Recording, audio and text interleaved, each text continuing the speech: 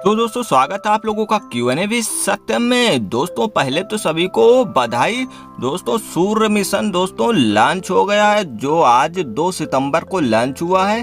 दोस्तों 2 सितंबर को लॉन्च हुआ है, 11:50 पर दोस्तों लॉन्च हुआ है, सुबह के 11:50 पर दोस्तों। जो ये L1 पॉइंट पर जाएगा और दोस्तों सूर्य की जांच करेगा। क्या सूर्य की जांच करेगा? दोस्तों मोस्ट इम्पॉर्टेंट पॉइंट लिए हैं जो आपकी परीक्षा में पूछे जा सकते हैं, तो इस वीडियो को ध्यान से देखिएगा और अपने पॉइंट्स को क्लियर करते चलिएगा और आपकी परीक्षा में पॉइंट पूछे जा सकते हैं। मोस्ट इम्पॉर्टेंट पॉइंट है 10 से 12।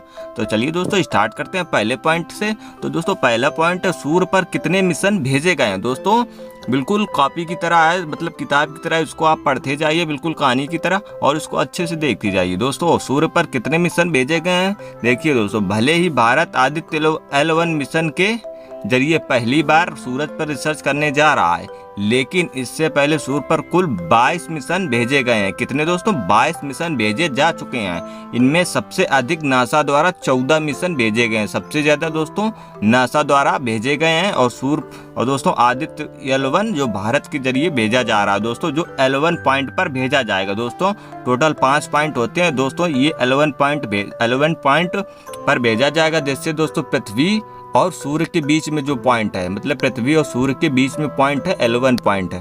तो चलिए दोस्तों अगला पॉइंट देखते हैं, वहीं से दोस्तों सूर्य की स्टडी करेगा। चलिए अगला पॉइंट देखते हैं। अगला पॉइंट है, आदित्य L1 मिशन से सूर्य पर क्या मिलेगा। दोस्तों इससे आदित्य L1 से सूर्य पर क्या मिलेगा? तो आदित्य L1 मिशन को लेकर देशवासी काफी उत्साहित हैं। सही में आप लोग उत्साहित हैं? एक बार कमेंट में लिखें जय हिंद दोस्तों, और इसरो का फुल फॉर्म और इसरो कमेंट में जरूर लिखें। और लेकिन यह सवाल यह है कि आदित्य L1 को सूर्य पर क्या मिलेगा। दोस्तों आदित्य L1 को सूर्य पर क्या मिलेगा, सवाल आप लोगों के मन में जरूर होगा कि आदित्य L1 को सूर्य पर क्या मिलेगा। तो चलिए बताते हैं। बता दें कि इस मिशन के जरिए इसरो सूर्य की परतों की गतिशीलता का अध्ययन करेगा। मतलब सूर्य की परतों को गतिशीलता, मतलब सूर्य की परत में दोस्तों कोर लेयर, कोरोना लेयर और क्रस्ट लेयर जैसे दोस्तों अपने पृथ्वी में लेयर है, उसी प्रकार दोस्तों सूर्य में भी लेयर है, तो उनका अध्ययन करेगा। और साथ ही सूर्य के कण गतिशीलता के अध्ययन के लिए डेटा प्रदान करेगा, और उसकी जो गतिशीलता है, मतलब वो किस प्रकार से गति कर रही है, उसका डेटा प्रदान करने वाले इन सूटू पार्टिकल और प्लाज्मा वातावरण का अध्ययन किया जाएगा। जो प्लाज्मा है दोस्तों सूर्य पर, उसकी वातावरण का अध्ययन किया जाएगा। चलिए दोस्तों तीसरा पॉइंट देखते हैं, सूर्य का आकार। दोस्तों सूर्य का आकार, चलिए सूर्य के बारे में देखते हैं, क्योंकि सूर्य के बारे में जानना बहुत जरूरी है। सूर्य को सौर मंडल का सबसे बड़ा पिंड कहा जाता है।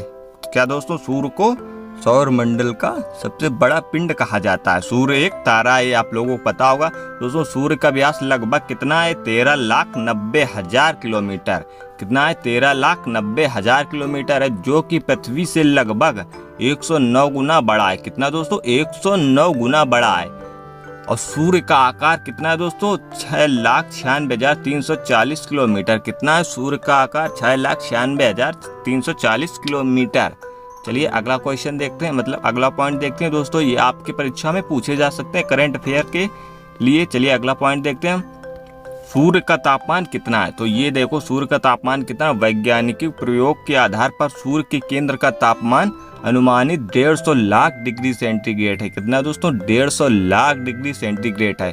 सूर्य के केंद्र में न्यूक्लियर फ्यूजन की प्रक्रिया होती है दोस्तों, नाभिकीय संलयन की प्रक्रिया होती है, जिसमें दोस्तों हाइड्रोजन बम कार्य करता है, जिसमें हाइड्रोजन बम कार्य करता है नाभिकीय संलयन की क्रिया पर, जिस कारण ऊष्मा उत्पन्न होती है। सूर्य की सतह पर गुरुत्वाकर्षण बल के कारण दबाव बनता है, जिसके कारण इसकी सतह का तापमान लगभग 6000 डिग्री सेंटीग्रेड है। कितना है दोस्तों? 6000 डिग्री सेंटीग्रेड है। चलिए और पॉइंट देखते हैं। आप सोचिए कि जब गर्मियों में तापमान 45 डिग्री पहुंच जाता है तो हमारे पसीने छूट जाते हैं। सही बात है, जब 45 डिग्री तापमान पहुंचता है तो पसीने छूट जाते हैं। ऐसे में सूर्य का तापमान तो उससे 1500 गुना अधिक है। कितना दोस्तों? 1500 गुना अधिक है। दोस्तों आप लोगों के लिए एकदम कहानी की तरह, आप इसको अच्छे से पढ़िए, जिस तरह से आप न्यूज़पेपर पढ़ते हैं उसी प्रकार से पढ़ लीजिए। सूर्य कैसे बना ग्रहों का राजा। दोस्तों सूर्य कैसे बना ग्रहों का राजा। तो ज्योतिष में सूर्य को 9 ग्रहों का राजा कहा जाता है। वहीं विज्ञान भी यह मानता है कि सूर्य के बिना जीवन की कल्पना नहीं की जा सकती है। दोस्तों अगर सूर्य नहीं है तो सूर्य के बिना जीवन की कल्पना नहीं हो सकती है। बिल्कुल सही बात है। सूर्य को यह दोस्तों विज्ञान भी मानता है और दोस्तों ज्योतिष में भी इसका उल्लेख किया गया। सूर्य को ग्रहों का राजा कहे जाने का एक कारण यह भी है कि सभी ग्रह सूर्य की परिक्रमा करते हैं। क्या? सभी ग्रह सूर्य की परिक्रमा करते हैं, इसीलिए दोस्तों यह कारण है कि सूर्य को ग्रहों का राजा कहा जाता है। दोस्तों अगला पॉइंट देखते हैं, सूर्य कब होगी सूर्य की मौत? दोस्तों सूर्य भी खत्म होगा, क्योंकि इस दुनिया में जो आया है उसको जाना है। तो सूर्य की मौत कब होगी? तो सूर्य के बिना जीवन की कल्पना भी नहीं की जा सकती है। और लेकिन वैज्ञानिकों की माने तो आने वाले 5 अरब साल, कितने? 5 अरब साल में सूर्य की मौत हो जाएगी। वैज्ञानिकों के अनुसार अपने अंत से पहले सूर्य बहुत गर्म और चमकदार हो जाएगा। दोस्तों जब सूर्य बहुत ही गर्म और चमकदार हो जाएगा तो जीवन तो समाप्त वैसे भी हो जाएगा, लेकिन दोस्तों ये सब 5 अरब साल बाद होगा। 5 अरब साल दोस्तों। चलिए अगला पॉइंट देखते हैं, पृथ्वी की रफ्तार से सूर्य का संबंध। दोस्तों पृथ्वी की रफ्तार से सूर्य का संबंध क्या है? पृथ्वी अपने कक्ष में घूमने के साथ साथ सूर्य की परिक्रमा करती है। कक्ष में घूमती है और साथ साथ सूर्य की परिक्रमा भी करती है, जिसे हम वार्षिक गति कहते हैं। पृथ्वी सूर्य की परिक्रमा 365 दिन 6 घंटे और 45.51 सेकंड में पूरा करती है। दोस्तों 6 घंटे, तभी दोस्तों 4 साल में एक लीप ईयर आता है। दोस्तों 4 साल में 6 घंटे और 45 सेकंड मिलकर पूरा 24 घंटा बना लेते हैं, जो एक दिन के बराबर होता है। तभी दोस्तों लीप ईयर में लीप ईयर आता है, एक दिन बढ़ जाता है। फरवरी 29 दिन की होती है। सूर्य की 7 किरणें। दोस्तों सूर्य की कितनी किरणें? 7 किरणें। उगते हुए सूर्य की हजारों किरणें होती हैं, जिसमें 7 किरणें पृथ्वी पर पड़ती हैं। मतलब उगते हुए सूर्य की कितने हजारों किरणें होती हैं, लेकिन जो 7 किरणें हैं वो पृथ्वी पर पड़ती हैं, जिसके नाम है दोस्तों, नाम इनको आप अच्छे से देखिए, सुषुम्ना, सुराधना और उदवंशु, विश्वकर्मा, उदावसु और विश्वेचा और हरिकेश। सूर्य की 7 किरणें अलग अलग रंगों में आपकी होती हैं। यही कारण है कि हिंदू धर्म में उगते हुए सूर्य को अर्घ्य देने का महत्व है। दोस्तों हिंदू धर्म में सूर्य को अर्घ्य देने का महत्व है, बाकी आप लोग को पता होगा। देखिए अगला पॉइंट देखते हैं, सूरज के किस स्थान पर मिशन आदित्य L1 जाएगा? दोस्तों ये मोस्ट इंपॉर्टेंट पॉइंट रहेगा आप लोगों के लिए, तो इसको अच्छे से देखिएगा। सूरज के किस स्थान पर आदित्य L1 मिशन जाएगा? तो किस स्थान पर जाएगा? चलिए देखते हैं। आदित्य L1 मिशन को लैग्रेंजियन बिंदु, मतलब L1, जिसको पूरा नाम क्या बोला है? लैग्रेंजियन बिंदु। जो L1 पॉइंट है उसको लैग्रेंजियन बिंदु बोला जाता है, भेजा जाएगा। लैग्रेंजियन बिंदु अंतरिक्ष में वह स्थान है जहां 2 वस्तुओं के बीच काम करने वाले सभी गुरुत्वाकर्षण बल एक दूसरे को निष्प्रभावी कर देते हैं। दोस्तों बीच में भेजा गया L1 पॉइंट जो है दोस्तों सूर्य और पृथ्वी के बीच में दोस्तों यहाँ पे पड़ेगा, जो यहाँ से नजर रखेगा सूर्य पर।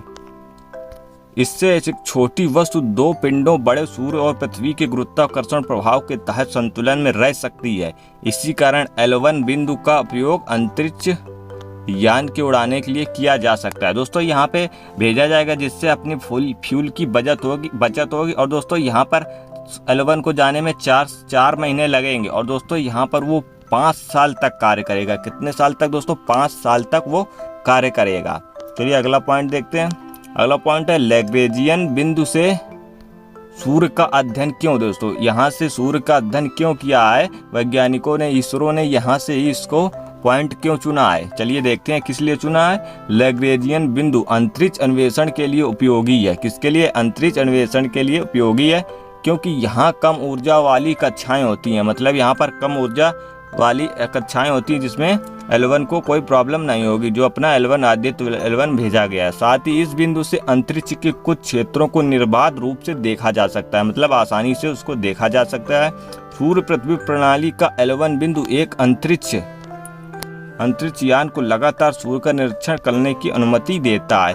दोस्तों ये मोस्ट इम्पॉर्टेंट 10 पॉइंट थे जो सूर्य के बारे में थे और आदित्य एल1 के बारे में। दोस्तों आप लोग अगर कमेंट करेंगे तो इसका दोस्तों ऑब्जेक्टिव क्वेश्चन लेके आऊँगा। अगर आप लोग कमेंट करेंगे कि हमें ऑब्जेक्टिव क्वेश्चन चाहिए तो दोस्तों उसके भी क्वेश्चन लेके आऊँगा, पूरे ऑब्जेक्टिव क्वेश्चन। दोस्तों ये आप लोगों को कैसे लगा वीडियो, अगर अच्छा लगा हो दोस्तों, ये आपकी परीक्षा के लिए मोस्ट इंपॉर्टेंट है। वीडियो अच्छा लगा हो तो वीडियो को लाइक कर दें और चैनल को सब्सक्राइब कर लें और आप कमेंट में बताएं आप किस सरकारी परीक्षा की तैयारी कर रहे हैं। तो मिलते हैं अगली वीडियो में। जय हिंद, वंदे मातरम।